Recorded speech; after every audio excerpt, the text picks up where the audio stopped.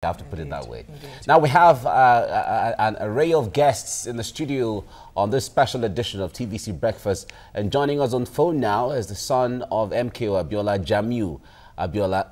Jamiu, good morning. It's good to have you join us right now. I'm also happy to have you here. Exactly. Well, let me start with you before we even introduce our other guests that we have in the studio. Today, June 12, as it is right now, where you are right now, talk to us. What is going through your mind? How much of butterflies are going through your mind right now after what you want, what Nigerians want, the president has made it possible? I am the most happiest man in the world. The reason is very, very simple. My mother was shot in the head. My father died in mysterious circumstances. And for almost 20-something years, nobody ever thought fit to honor him.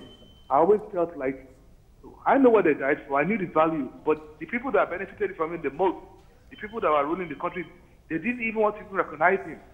It was psychological trauma. So I now wrote my book, The President Who Never Ruled, and I wrote another book, The Stolen Presidency, so that people can remember, and yet they still ignored the stolen presidency, so that people can remember, and yet they still ignored till General Buhari came and sprung a surprise. I don't know, it's like as if I'm dreaming. I hope I don't wake up. And I really pray that God will bless this president and God will make democracy really help this country. Because I don't want democracy to just come. I want it to actually transform this country. I pray that God makes it possible for this president to use democracy to transform Nigeria. And I thank him on behalf of Abiola family. And talking about democracy transforming Nigeria was quite the vision of your father, you know, to deliver to Nigerians dividends of true democracy. Now, how symbolic would this, the commemoration of June 12 be from next year now, not just to your family, but the entire Nigerians, that truly democracy would be practiced to the letter? It is very, very important because, you see, once we have the right atmosphere, the sky is the limit. June 12th was a day in which people voted for a Muslim ticket, a day in which people from the northern Nigeria, eastern Nigeria voted for a Yoruba man. The issue of tribalism, the issue of religion was put behind. So that is the spirit of June 12th. So when June 12th is Democratic Day, I want people to, whenever that day, to reflect, to love each other, to love your brother, even from another place, another village. In America, all the people there, they came from Europe, some from Poland, some from Italy, but they don't really remember where they come from. Oh, they know they're American. So I want us to have that attitude and use June 12 to force that attitude upon ourselves. Then from there, we can now start talking about other things. But we have to start from somewhere, and the foundation is the love for no ethnicity, love without religion.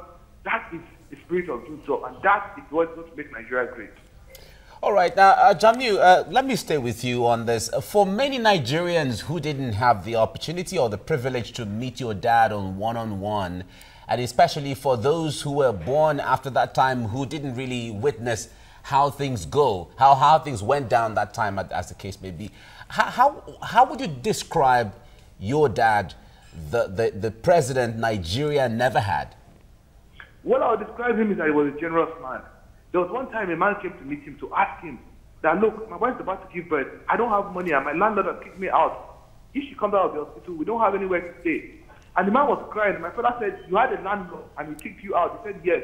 He said, why are you crying? He said, I don't have a house. My wife is coming out of the hospital in 2 days. My father now said, well, as we are talking, you already have a house. I'm going to give you a house. When you now move into the house, your wife will come back to you as the landlord, not as a tenant. And he did it. He never knew the man. And he gave him a house. So that is the kind of person we're talking about. And that is the kind of spirit Nigerian leaders have to have. They have to be generous because the world belongs to God. And God put you in charge to help people. So people have to understand that is what he wanted to do, to use Nigeria's wealth to help Nigeria. Jamiu Abiola, son of late MKO Abiola. Thank you very much for talking to us about your father and the legacy, of course, he left behind. Thank you pretty much for talking.